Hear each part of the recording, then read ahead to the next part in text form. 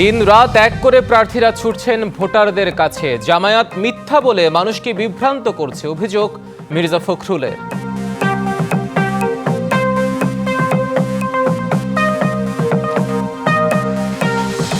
ক্ষমতায় গেলে চাঁদাবাজি, টেন্ডারবাজি, দখলবাজি বন্ধ করা হবে। শেরপুর ও জামালপুরে নির্বাচনী জনসভায় জামায়াতের আমির।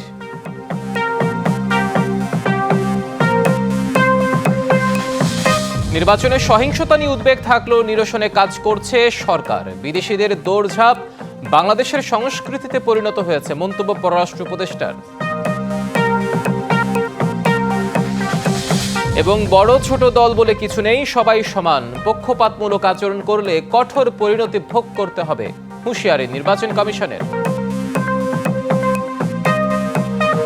ঢাকা জাতীয় নির্বাচনে প্রার্থীরা সকাল থেকেই তাদের প্রচারণা চালাচ্ছেন। ভোটারদের কাছে গিয়ে তাদের নানা প্রতিশ্রুতি তুলে ধরছেন। প্রতিদ্বন্দ্বী প্রার্থীদের নিয়ে করছেন বিষোদগারও। ঢাকা ৮ আসনের একজন প্রার্থী দুর্নীতি ও চাঁদাবাজির সঙ্গে জড়িত আছেন বলে অভিযোগ তুলেছেন ১১ দলীয় জোটের প্রার্থী ও এনসিপি নেতা নাসির উদ্দিন পাটোয়ারি। রবিবার ফকিরাপুলে তার প্রচারণা অফিস উদ্বোধন করে তিনি কথা বলেন। নির্বাচিত হলে হাদি হত্যা সহ সকল রাজনৈতিক হত্যাকাণ্ডের বিচার করা হবে বলে আশ্বাস দেন। সকালে বনানীতে তারেক রহমানের নির্বাচনী অফিস উদ্বোধন করেও নির্বাচন পরিচালনা কমিটির সমন্বয়ক আব্দুস সালাম বলেন, বিএনপির জোয়ার দেখে দু একটা দলের মাথা খারাপ হয়ে গেছে। বিএনপিকে কিভাবে ঠেকানো যায়, কিভাবে তারেক রহমানকে ঠেকানো যায়, সেটার জন্য তারা আবল তাবল বকছে।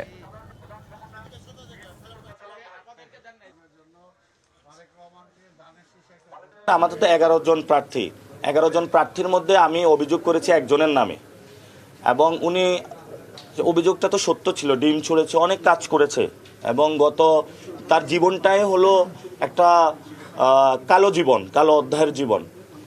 বাকি প্রার্থীদের নিয়ে কিছু আমি বলি নাই। বিএনপির জোয়ার দেখে দু একটা দলের মাথা খারাপ হয়ে গেছে, যাদের কোনো অবস্থান নাই, জনগণের মাঝে কোনো অবস্থান নাই। জনগণ যাদেরকে অতীত দেখেছে, অতীতেও ভোট দেয় নাই, বর্তমানেও ভোট দিবে না। কিভাবে বিএনপিকে ঠেকানো যায়, তারেক রহমানকে ঠেকানো যায়, সেটার জন্য তারা আবল তাবল বলতেছে। চলছে ক্ষণ গণনা। ত্রয়োদশ জাতীয় সংসদ নির্বাচনের ভোট যুদ্ধের বাকি আর 11 দিন। জয় পেতে মরিয়া প্রার্থীরা উন্নয়ন সহ নানা প্রতিশ্রুতি দিয়ে চলছে ভোটারদের কাছে টানার চেষ্টা। জমে উঠেছে কথার লড়াইও। নির্বাচন নিয়ে জামায়াত ইসলামী মিথ্যা কথা বলে জনগণকে বিভ্রান্ত করছে বলে অভিযোগ বিএনপির। আর প্রশাসনকে ভোটের পরিবেশ নিশ্চিতের দাবি জানিয়েছেন স্বতন্ত্র প্রার্থীরা। ঠাকুরগাঁও সদরের কাজীপাড়ায় জনসংযোগ করেন বিএনপি মহাসচিব মির্জা ফখরুল ইসলাম আলমগীর। এ সময় নির্বাচন ঘিরে জামায়াতের কর্মকাণ্ডের সমালোচনা করেন তিনি।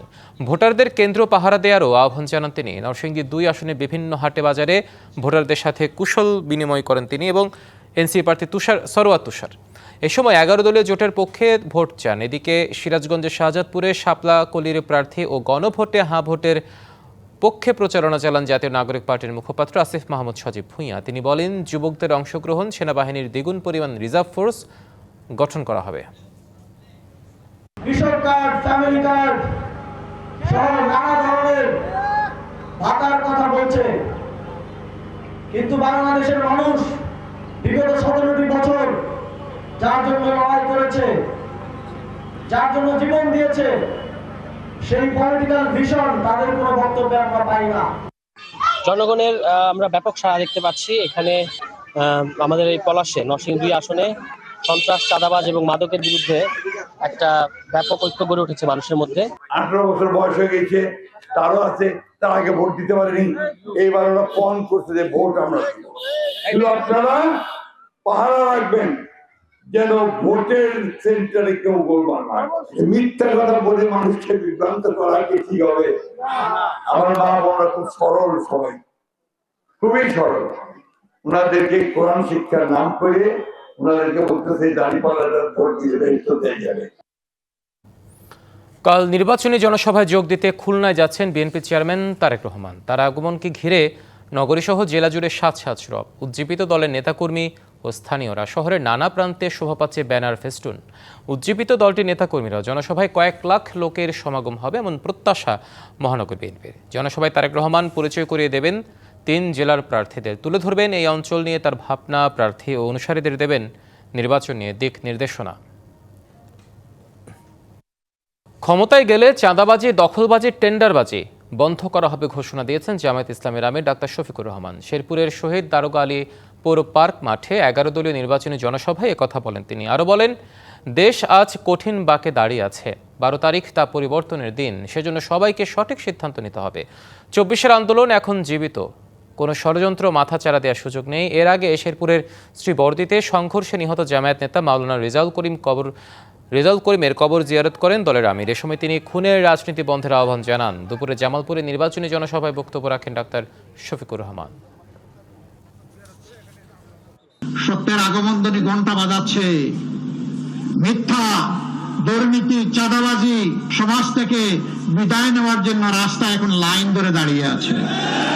এখন ঘন্টাটা একটু জোরে বাজাতে হবে আগামী 12 তারিখ ইনশাআল্লাহ। কর্মজীবী নারী নিয়ে জামায়াতের আমিরের অশোভন মন্তব্যের প্রতিবাদ জানিয়েছে বিএনপি। সকালে গুলশানে দলের নির্বাচন পরিচালনা অফিসের সংবাদ সম্মেলনে মুখপাত্র মাহাদি আমিন বলেন, নারী বিদ্বেষী এমন পোস্ট লজ্জা ও দুঃখজনক। তিনি বলেন, ছাত্রদলের নারী কর্মীদের উপরও নানাবিধ সাইবার হামলা চলছে।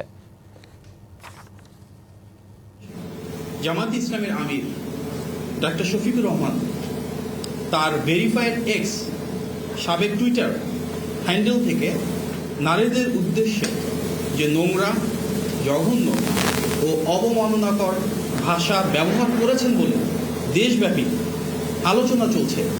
নির্বাচনে সহিংসতা নিয়ে উদ্বেগ আছে, তবে তা নিরসনে কাজ করছে সরকার, জানালেন পররাষ্ট্র উপদেষ্টা তৌহিদ হোসেন। দুপুরে রাজধানীর এক হোটেলের ডিক্যাব আয়োজিত প্রশিক্ষণ কর্মশালা শেষে তিনি আরও বলেন, নির্বাচন সামনে রেখে বিদেশিদের দৌড়ঝাঁপ বাংলাদেশের সংস্কৃতিতে পরিণত হয়েছে। প্রত্যেক দেশেই ইচ্ছাকৃত অথবা অনিচ্ছাকৃতভাবে কিছু ট্রেডিশন দাঁড়িয়ে যায়। ভারতের যেমন এক ধরনের ট্রেডিশন আছে, আমাদের দেশে এক ধরনের ট্রেডিশন দাঁড়িয়ে গেছে এবং এটা আমাদের কালচারের অংশ হয়ে গেছে যে এখানকার যে কূটনৈতিক কমিউনিটি আছেন তারা এই নিয়ে কথাবার্তা বলেন এবং আমার কাছে অনেক সময় মনে হয়েছে যে আমাদের সমাজেরও একটা বড় অংশই চায় যে তারা কথা বলুক, কাজেই তাদেরকে আমি দোষ দিতে পারি না। এটা আমাদের সংস্কৃতির অংশ হয়ে গেছে। ভোটার আইডি বিকাশ নাম্বার নিয়ে যারা কেলেঙ্কারি করেছে তারা ভোটার মাইগ্রেশনের মতো কাজ করছে। মাইগ্রেশনের সংখ্যা যা প্রকাশ করা হয়েছে তার চেয়ে অনেক বেশি।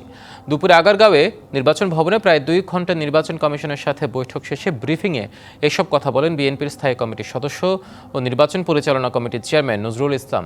আরও বলেন, এ সময় এমন সব আচরণবিধি লঙ্ঘন হচ্ছে যা সাধারণ মানুষের ধর্মীয় অনুভূতিতে আঘাত করে, অথচ ব্যবস্থা নিচ্ছে না নির্বাচন কমিশন।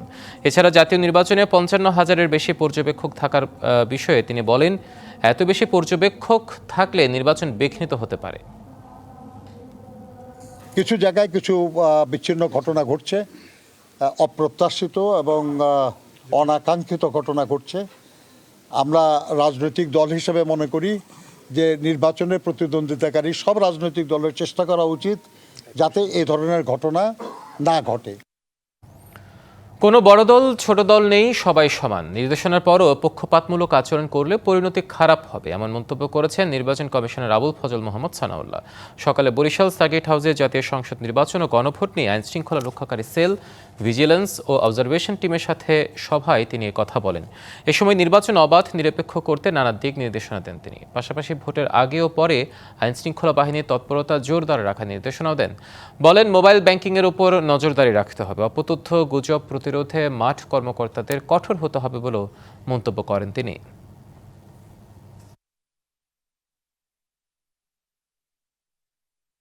নিরপেক্ষতার প্রশ্নে নির্বাচন কমিশন অত্যন্ত শক্ত অবস্থান নিয়েছে এবং নিবে। আমাদের পছন্দ অপছন্দ ব্যক্তি নাগরিক হিসেবে ভোট দেওয়ার মধ্যে সীমাবদ্ধ, আর কোথাও নয়। আমি যখন পেশাদারের দায়িত্ব পালন করছি, শতকরা 100% নিরপেক্ষতাকে কাজ করতে হবে। আমাদের কাছে কোনো বড় দল, ছোট দল, হেভিওয়েট প্রার্থী, লাইট ওয়েট প্রার্থী নাই, সবাই সমান। ত্রয়োদশ জাতীয় সংসদ নির্বাচনে কুমিল্লা 4 আসনে বিএনপির প্রার্থী মঞ্জুরুল হাসান মুন্সির প্রার্থিতা ফিরে পেতে করা লিভ টু আপিল খারিজ করে দিয়েছে আপিল বিভাগ। এর ফলে তিনি নির্বাচনে অংশ নিতে পারবেন না। রবিবার প্রধান বিচারপতির নেতৃত্বাধীন আপিল বিভাগ এই আদেশ দেন।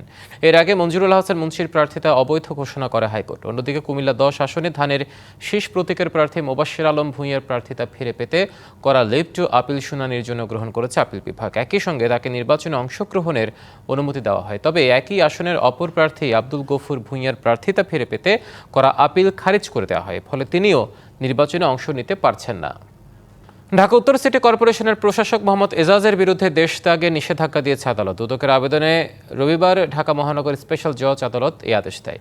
আদালতে দুদকের আবেদনে বলা হয়, গাবতলী পশুরহাট, ই রিক্সা প্রকল্প, বোরাক টাওয়ার ও হোটেল শেরাটনের দখলভার, বনানী কাঁচাবাজারের দোকান বরাদ্দ, তালতলা মার্কেটের দোকান নির্মাণ ও বরাদ্দ, ভ্যান সার্ভিস সহ সিটি কর্পোরেশনের স্বার্থ সংশ্লিষ্ট বিভিন্ন বিষয়ে মোহাম্মদ এজাজের বিরুদ্ধে দুর্নীতির অভিযোগ রয়েছে।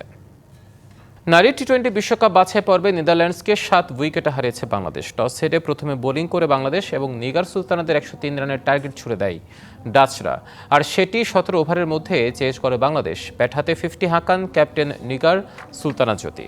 23 বলে 33 রান করেন সুবহানা মুস্তারিব। অবশ্য ভালো শুরু পান ওপেনার দিলারা আক্তার ও জুয়াইরিয়া ফেরদৌস। অন্যদিকে বল হাতে ইকোনমিক্যাল বোলিং করেছেন মারুফা আক্তার। 4 ওভারে 14 রান দিয়ে নিয়েছেন 1 উইকেট। নাহিদা আক্তারের সামনে দাঁড়াতেই পারেনি ডাচ ব্যাটাররা। 4 ওভারে 10 রান দিয়ে 1 মেইডেন ওভারের সাথে 3 উইকেট নিয়েছেন নাহিদা। ঋতুমণি রাবিয়ারও দারুণ বোলিং করেছেন এদিন।